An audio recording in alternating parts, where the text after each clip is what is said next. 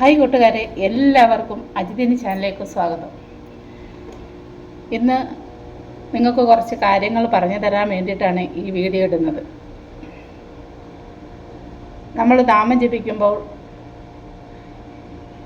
കുറച്ച് പേരെങ്കിലും ലളിത സഹസ്രനാമം, ദേവി മഹാത്മ്യമൊക്കെ ചെല്ലാറുണ്ട്. ചിലവർ മന്ത്രങ്ങളൊക്കെ ചെല്ലാറുണ്ട്, ഭയങ്കര കാഠിന്യം നിറഞ്ഞ മന്ത്രങ്ങൾ. പക്ഷേ ഇത് ചൊല്ലുന്നത് കൊണ്ട് കുഴപ്പമൊന്നുമില്ല. പക്ഷെ അത് ചൊല്ലുമ്പോൾ എപ്പോഴും ഒരു ഗുരുവിൻ്റെ അടുത്തുനിന്ന് നമ്മളതിൻ്റെ എല്ലാം ചോദിച്ചറിഞ്ഞിട്ട് വേണം നമ്മളത് ചൊല്ലാൻ. മന്ത്രങ്ങളുടെ കാര്യം പറയുന്നത്, നമ്മളത് നല്ലത്, നമുക്കത് ചൊല്ലുമ്പോൾ നമ്മുടെ വീട്ടിൽ നല്ലത് ഉണ്ടാവാൻ വേണ്ടിയിട്ടാണ് നമ്മൾ ചൊല്ലുന്നത്. പക്ഷേ അതിൽ എന്തെങ്കിലും ഒരു അക്ഷരമോ ഏതെങ്കിലും ഒന്ന് തെറ്റിപ്പോയാൽ നമ്മളിപ്പോൾ അനുഭവിക്കുന്നതിനെക്കാട്ടി 10 മടങ്ങ് ദുഃഖങ്ങൾ നമുക്ക് വന്നു ചേരും. അതുകൊണ്ട് സാധാരണക്കാരായ, അത് മഹർഷിമാരും വലിയ നല്ല ജ്ഞാനമൊക്കെ ഉള്ളവർ മാത്രമാണ് അവർക്ക് നല്ലതുപോലെ അത് ചൊല്ലാനറിയാം. നമ്മളെപ്പോലുള്ള എന്നെപ്പോലെ ഉള്ളവരാ മന്ത്രമൊക്കെ ചൊല്ലിക്കഴിഞ്ഞാൽ എന്തായാലും നമുക്ക് തെറ്റും. അങ്ങനെയുള്ള വാക്കുകളാണ് അതിനകത്ത് എഴുതിയേക്കുന്നത്. നമ്മൾ വിചാരിക്കുമോ കുറച്ച് തെറ്റിയാലൊന്നും കുഴപ്പമില്ല, അങ്ങ് ചൊല്ലി തീർക്കാമെന്ന്. പക്ഷെ അതൊരിക്കലും ചെയ്യരുത്. നമ്മൾ നല്ലതുപോലെ അത് പഠിച്ച് നല്ലതുപോലെ അതിൻ്റെ ഒരു അക്ഷരം പോലും നമുക്ക് തെറ്റാതെ നമുക്ക് പാടാൻ എപ്പോൾ സാധിക്കുന്നു അപ്പോൾ മാത്രമേ നമ്മൾ മന്ത്രം ചൊല്ലാൻ പാടുള്ളൂ. നമുക്ക് ചൊല്ലാവുന്നത് നാമജപങ്ങളാണ്. വീട്ടിൽ നിത്യവും നമുക്ക് ചൊല്ലാൻ പറ്റുന്നത് നാമജപങ്ങളാണ്. അത് നമുക്ക് എല്ലാവർക്കും ചൊല്ലാൻ പറ്റും. കാരണം അതിനകത്ത് എഴുതിയിരിക്കുന്ന എഴുത്തുകളെല്ലാം നമുക്ക് നല്ലതുപോലെ അറിയാവുന്നതാണ്.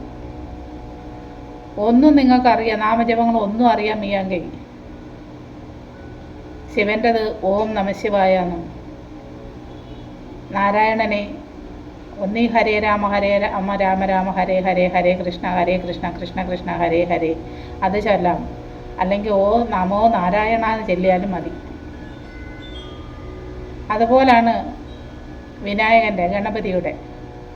അത് നമുക്ക് മന്ത്രങ്ങളൊന്നും നമുക്ക് ചൊല്ലാൻ അറിയത്തില്ല. അതിന് നമുക്ക് ഏറ്റവും ലളിതമായ രീതിയിൽ ചെല്ലാൻ പറ്റുന്ന ഒരു നാമമാണ് ഓം ഗം ഗം ഗണപതയെ നമ. ഓം ഗം ഗണപതയെ നമ. അതുപോലെ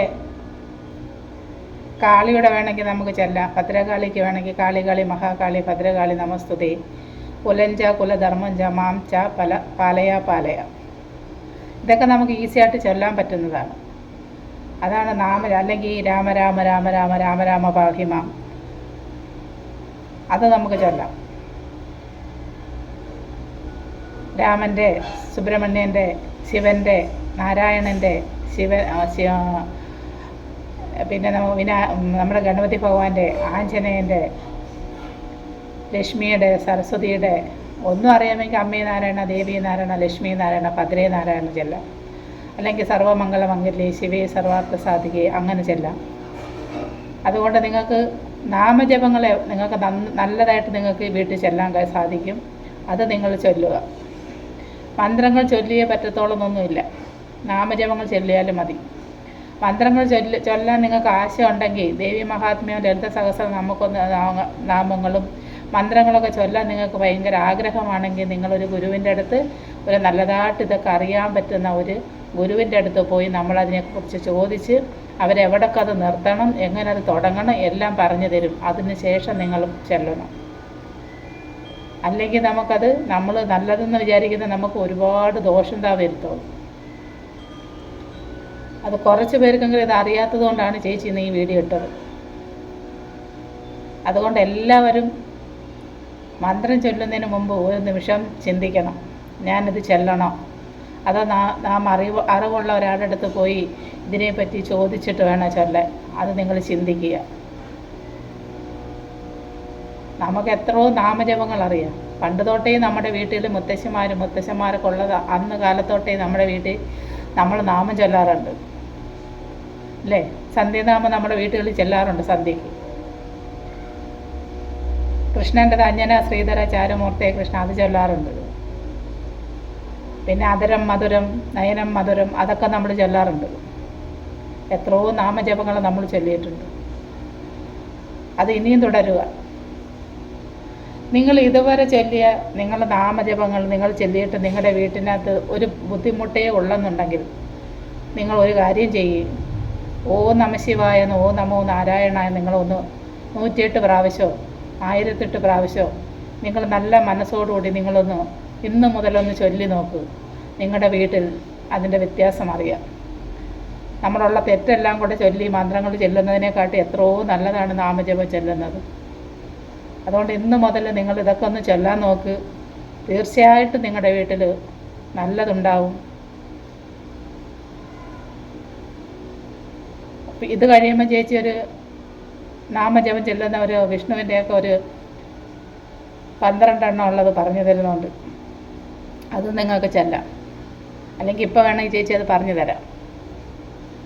ഓം കേശവായ നമ, ഓം നാരായണായ നമ, ഓം മാധവായ നമ, ഓം ഗോവിന്ദായ നമ, ഓം വിഷ്ണുവേ നമ, ഓം മധുസൂദനായ നമ, ഓം ത്രിവിക്രമായ നമ, ഓം വാമനായ നമ, ഓം ശ്രീധരായ നമ, ഓം ഋഷികേശായ നമ, ഓം പത്മനാഭായ നമ, ഓം ദാമോദരായ നമ. ഇതെല്ലാം ചൊല്ലാവുന്നതല്ലേ ഉള്ളൂ. ഇത് വേണമെങ്കിൽ മെസ്സേജ് വിട്ടാൽ ചേച്ചി ഇത് പറഞ്ഞു തരാം. എഴുതുന്ന രീതിയിൽ പെതുക്കെ പറഞ്ഞു തരുന്നുണ്ട് നിങ്ങൾക്ക് ആവശ്യമുണ്ടെങ്കിൽ. ഇതൊക്കെ 12 എണ്ണം ഉണ്ട്. ആ 12 എണ്ണം നിത്യവും നിങ്ങളൊന്ന് ചൊല്ലിയെന്നൊക്കെ. ഇതൊക്കെ നമുക്ക് ധാരാളമായിട്ട് ചൊല്ലാം. ഇത് തെറ്റുകുറ്റങ്ങളൊന്നും വരും. നമ്മൾ പഠിച്ച അക്ഷരങ്ങൾ മാത്രമാണ് ഇതുള്ളത്.